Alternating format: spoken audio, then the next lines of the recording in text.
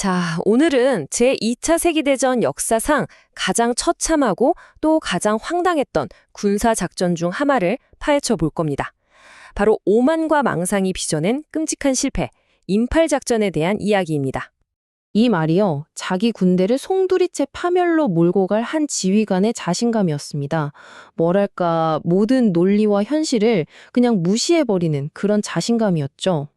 아니, 도대체 이 계획이 얼마나 말이 안 되는 거였는지 이해하려면 먼저 작전이 시작된 것부터 봐야 합니다. 1943년, 버마와 인도 사이의 국경, 그 지형 말이죠. 이 아라칸 산맥이라는 곳은요, 그냥 험한 정도가 아니었어요. 그야말로 거대한 자연의 벽이었죠. 일본군조차 처음에는 여길 넘어서 인도를 공격하는 건 절대 불가능하다고 판단하고 딱 멈춰 섰을 정도였습니다. 그런데 갑자기 상황이 바뀝니다. 뭐가 바뀌었냐고요? 딱 하나, 한 사람의 승진이었습니다.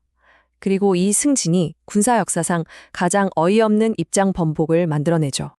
정말 기가 막힌 건 이거예요.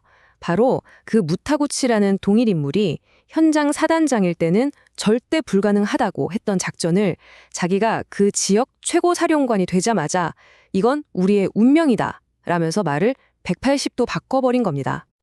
그러니까 그에게 연합군의 활동은 더 이상 지형이 험하다는 증거가 아니었던 거예요. 그냥 자기 권위에 대한 도전으로 받아들인 거죠. 자존심이 모든 이성적인 판단을 눌러버린 겁니다. 그렇게 새로운 확신에 가득 찬 무타구치는 계획을 하나 내놓습니다. 이게 너무나 대담하고 또 너무나 비현실적이어서 자기 밑에 있는 참모진 전원이 만장일치로 이건 무조건 실패합니다 라고 예측할 정도였어요. 이 계획의 핵심은 정말 간단했어요. 보급, 물자, 그런 건 다 필요 없고 오직 일본 정신, 즉 정신력 하나만으로 밀어붙이자는 거였습니다. 사실상 작전이 아니라 거의 환상에 가까운 도박이었죠. 그래서 보급 문제를 어떻게 해결할 거냐는 질문에 나온 답이 바로 이겁니다. 이름하여 징기스칸 계획. 가축들을 몰고 가서 짐도 나르고 배고프면 잡아먹자는 거죠. 그 험한 정글을 건너면서 말입니다. 이게 당시 일본군 최고 지휘부에서 나온 아이디어였습니다. 심지어 여기서 더 나아갑니다. 혹시 식량이 떨어지면 어떡하냐는 우려에 일본인은 풀도 먹고 살 수 있다고 대답했어요. 그러면서 행군 시작 직전에 병사들한테 정글에서 먹을 수 있는 식물 그림을 나눠줬다고 합니다. 정말이죠. 자, 그럼 이제 이 완벽한 계획이 현실의 벽에 어떻게 부딪혔는지 한번 보시죠.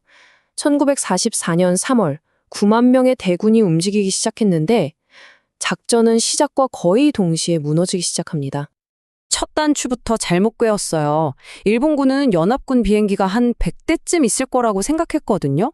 그런데 실제로는 2000대였습니다. 20배나 많았던 거죠. 하늘은 이미 상대편의 것이었습니다.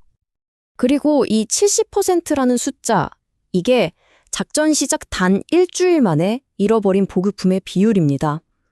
친두인강을 건너다가 겁먹은 소나 말 같은 동물들이 물에 빠져 죽거나 정글로 도망가 버리면서 보급품의 3분의 2 이상이 그냥 사라져버린 거예요. 엎친 데 덮친 격으로 굶주려서 제대로 움직이지도 못하는 군대 위로 악명 높은 몬순, 즉 우기가 시작됩니다. 길은 순식간에 진흙탕으로 변하고 강은 넘쳐오르고 매일같이 산사태가 나서 부대원들을 통째로 쓸어갔습니다. 그 결과가 바로 이겁니다. 선두에 섰던 31사단의 경우 전체 병력의 75%가 전투 불능 상태가 됐어요. 근데 이게 총 맞아 죽은 게 아니에요. 대부분이 굶주림, 말라리아 같은 질병, 그리고 혹독한 자연환경 때문에 쓰러져 나간 겁니다. 결국 작전은 일본 역사상 최악의 패배 중 하나로 끝나고 맙니다. 완전한 재앙이었죠. 하지만 이 모든 걸 설계한 장부인에게는 아직 이야기가 끝나지 않았습니다. 인명피해는 상상을 초월했습니다. 처음에 9만 명으로 시작했는데 살아서 돌아온 병사는 고작 1만 2천 명뿐이었어요. 그나마도 대부분은 다시는 싸울 수 없는 몸 상태였고요. 이 모든 끔찍한 결과에도 불구하고 무타구치는 단 하나의 책임도 인정하지 않았습니다. 전후 인터뷰에서 이렇게 말했죠. 내 계획은 완벽했는데 내 부하들이 무능해서 실패한 거다. 사단장, 참모, 심지어 일선 병사들까지 모두 탓했습니다. 아마 가장 충격적인 부분일 겁니다. 그는 이 모든 일에 대해 아무런 법적 처벌도 받지 않았습니다. 수만 명의 부하를 죽음으로 내몬 지휘관이 전범 재판에서 기소조차 되지 않은 거죠. 그리고 이건 정말 소름 끼치는 이야기인데요. 그는 나이가 들어서 자기가 죽게 만든 부하들의 장례식에 꼬박꼬박 참석했다고 합니다. 그러면서 유족들한테 사실 내 계획은 정말 훌륭했다고 설명하는 유인모를 나눠줬대요. 끝까지 자기 책임은 없었던 겁니다. 인팔 작전의 이 기막힌 이야기는 우리에게 아주 중요한 질문 하나를 던집니다. 과연 우리에게 더 위험한 존재는 강력한 적인가? 아니면 누구도 견제할 수 없는 망상에 빠진 리더인가? 한번 생각해 볼 문제죠.